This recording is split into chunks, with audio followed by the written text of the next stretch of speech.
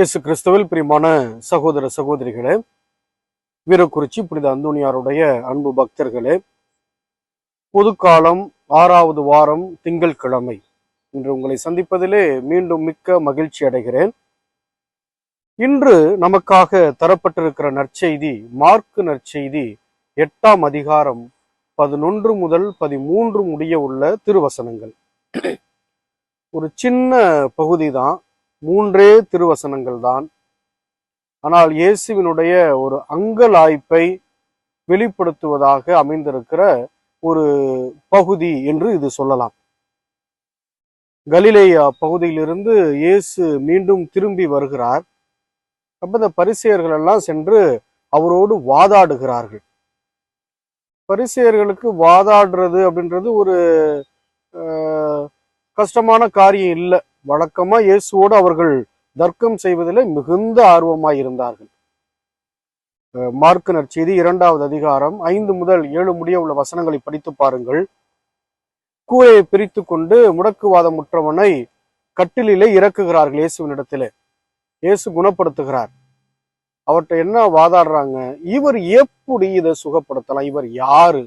இவருக்கு யார் அதிகாரம் கொடுத்தா? வாதாடுகிறார்கள். மார்க்கு நற்செய்தி 2வது அதிகாரம் 17 வசனத்திலே படிக்கலாம். இந்த பகுதி லேவியை சுங்கச்சாவடியிலிருந்து இயேசு அழைக்கிறார். அழைத்த பிற்பாடு அவர்களோடு சேர்ந்து உணவு அருந்துகிறார்.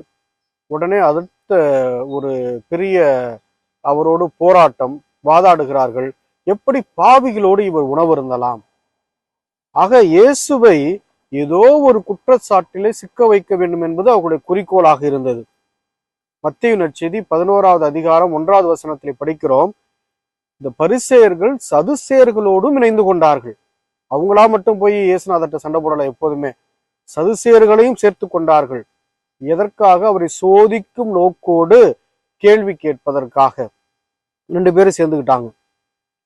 இன்றைய மார்க்கு நற்செய்தியை பொறுத்தளவிலே இந்த பரிசேயர்கள் சென்று இயேசுவினிடத்திலே ஒரு கேள்வியை கேட்கிறார்கள். வானிலிருந்து எங்களுக்கு ஓர் அடையாளம் வேண்டும் என்று கேட்கிறார்கள். எதுக்கு அடையாளம் இவங்க கேட்டுக்கிட்டு அலைகிறாங்க அப்படின்னு சொன்னா, இயேசுநாதர் கடவுளுடைய மகன்னு சொல்றோம், மெஸ்ஸியான்னு சொல்றோம், உலகத்தை மீட்பவர்னு சொல்றோம், இல்ல அப்படின்றதான் அவருடைய தர்க்கம். நீங்க கடவுளுடைய மகன் இல்ல, மெஸ்ஸியா இல்ல, நாங்க எதிர்பார்க்கிற ஆளு நீங்க இல்ல, நீங்க தான் அப்படின்னா எங்களுக்கு ஒரு அடையாளத்தை காட்டுங்க. அது எங்கேருந்து? வானத்திலிருந்து அந்த அடையாளம் வர வேண்டும் என்று சொல்லுகிறார்கள். இயேசு கிறிஸ்துவில் பிரியமான சகோதர சகோதரிகளே, இந்த நற்செய்தியிலே ஒரு வித்தியாசமான இயேசுவினுடைய ஒரு அணுகுமுறையை நாம் பார்க்கலாம். இந்த கேள்வியை கேட்டதுக்கு அப்புறம் இயேசு பெருமூச்சு விட்டார் என்று சொல்லப்படுகிறது. இயேசு பெருமூச்சு விட்டார் அப்படின்னா என்னதான் உங்களை பண்றது அப்படின்ற மாதிரி ஒரு வித்தியாசமான ஒரு அவருடைய செயல்பாடு. சாதாரணமா வீட்டுல நம்ம பிள்ளைங்க சொல்றதை கேட்கலன்னு வச்சுக்குவோமே, சொல்லி சொல்லி பாக்குறோம். ஒரு கட்டத்துல என்ன செய்வோம்? ச்சே, ஏன்டா இப்படி இருக்கிறீங்க? கேட்டாதான் என்ன, சொல்றதை புரிஞ்சுக்கிட்டாதான் என்ன அப்படின்னு அந்த ஒரு ஒரு மூச்சு அப்படி இழுத்து விடுறோம் பார்த்தீங்களா, பெருமூச்சு அப்படின்னா அது ச்சே போ அப்படின்னா ஒரு வகையான இனி ஒன்றும் பண்ண முடியாது, இவனை எப்படிதான் திருத்துறது போ அப்படின்ற ஒரு மாதிரியான ஏக்கத்தினுடைய மூச்சு அது. இயேசு அதை தான் செய்யறாரு, பெருமூச்சு விடுகிறார். உங்களை எத்தனை தடவை நான் திருத்துறது? எத்தனை தடவை புதுமையை பார்ப்பீங்க? உங்க கண்ணால எத்தனை புதுமையை பார்த்துட்டீங்க? இன்னும் அடையாளம் அடையாளம் அடையாளம் கேட்டுட்டீங்களே, என்ன அடையாளம் உங்களுக்கு கொடுக்கப்படணும்? எந்த அடையாளத்தை நீங்கள் எதிர்பார்க்கிறீர்கள் என்ற ஒரு கேள்வி அவர்களுக்கு எழுப்புகிறார். இனி உங்களுக்கு அடையாளமே கிடையாது, கேட்டு கேட்டு என்ன நோக்கடிக்கிறீங்க, என்ன அடையாளம் உங்களுக்கு வேணும் என்றவர் மார்க்கு நற்செய்தியை பொறுத்தளவிலே அடையாளத்தை சொல்லாமலே திரும்பி விடுகிறார். ஆனால் மத்தேயு நற்செய்தி 12வது அதிகாரம் 39, 40 வசனங்களை படித்து பாருங்கள். இதே போல பரிசேயரும் சதுசேயரும் இயேசுவினிடத்திலே அடையாளத்தை கேட்பார்கள். அப்பொழுது சொல்லுவார், யோனா 3 நாள் 3 பகல் 3 இரவு மீனின் வயிற்றில் இருந்தார், மனுமகனும் 3 நாள் 3 பகல் 3 இரவு நிலத்தில் இருப்பார் அப்படின்னா அவருடைய இறப்பு உயிர்ப்பை பற்றி அடையாளத்தை எண்பிக்கிறார், அடையாளத்தை காட்டுகிறார். அப்படின்னா இனிமே உங்களுக்கு அடையாளமே கிடையாதுன்னா, என்னுடைய இறப்பு உயிர்ப்பை தவிர இனி உங்களுக்கு எந்த அடையாளமும் கிடையாது, அதை விட ஒரு பெரிய அடையாளம் உங்களுக்கு கொடுக்கப்பட போவதும் இல்லை என்று சொல்லி அந்த இடத்தை விட்டு இயேசு நகர்ந்து செல்லுகிறார். அன்புக்குரிய சகோதர சகோதரிகளே, இன்றைய நற்செய்தியிலே ஒரே ஒரு சிந்தனை உங்களுக்கு தர விரும்புகிறேன். இந்த பரிசேயர்களுடைய நிலையை கண்டு இயேசு பெருமூச்சு விட்டார்.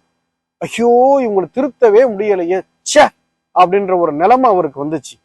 பல நேரங்கள்ல நம்முடைய வாழ்விலும் சரி, நம்முடைய வாழ்க்கை முறைகளினால் செயல்பாடுகளினால் இயேசு பெருமூச்சு விடுவதை நாம் காணலாம். நேரடியாக இல்லாவிட்டாலும் கூட அப்படிப்பட்ட சூழ்நிலைகளை உருவாக்குகிற தருணங்களை நாம் நம்முடைய வாழ்விலே நாம் காணலாம். கடவுள் நம்முடைய செயல்பாடுகளை ஒவ்வொரு நாளும் கண்காணிக்கிறார். அதில் எந்த மாற்று கருத்துகளும் இல்லை.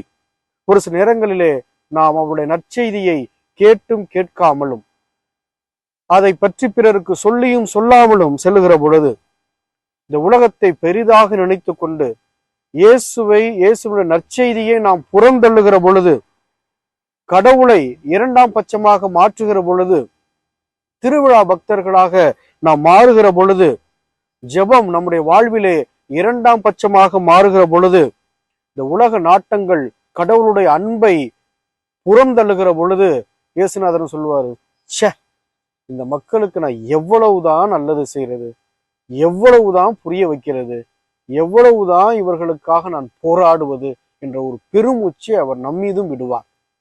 அன்புக்குரிய சகோதர சகோதரிகளே, பரிசேயர்களை சதுசேயர்களைப் போல எப்பொழுதும் இயேசுவை சோதிக்காமல், அடையாளத்தை மட்டுமே நாடாமல், இது நல்லது நடக்கணும்னா எனக்கு ஏதாவது ஒரு அடையாளத்தை காட்டுங்க, நான் வீடு வாங்கணும் ஒரு அடையாளத்தை காட்டுங்க, நான் நல்லா இருக்கணும் ஒரு அடையாளத்தை காட்டுங்க, உடம்பு சரியாகணும் எனக்கு ஒரு அடையாளத்தை காட்டுங்க, அடையாளம் அடையாளம் என்று சொல்லி இயேசுனுடைய இறப்பு உயிர்ப்பு என்கிற மாபெரும் அடையாளத்தை புதைத்து விடாமல், அன்றாடம் இயேசு நம்முடைய வாழ்விலே செய்கிற நன்மைகளை உணர்ந்து புரிந்து அவரை பின்பற்ற நாம் தொடர்ந்து பயணிப்போம். வல்ல இறைவன் அதற்கான அருளை நமக்கு தருவார். அந்தோணியாரும் நமக்காக பரிந்து பேசுவார். வல்ல இறைவன் உங்களை நிறைவாக ஆசீர்வதிப்பாராக.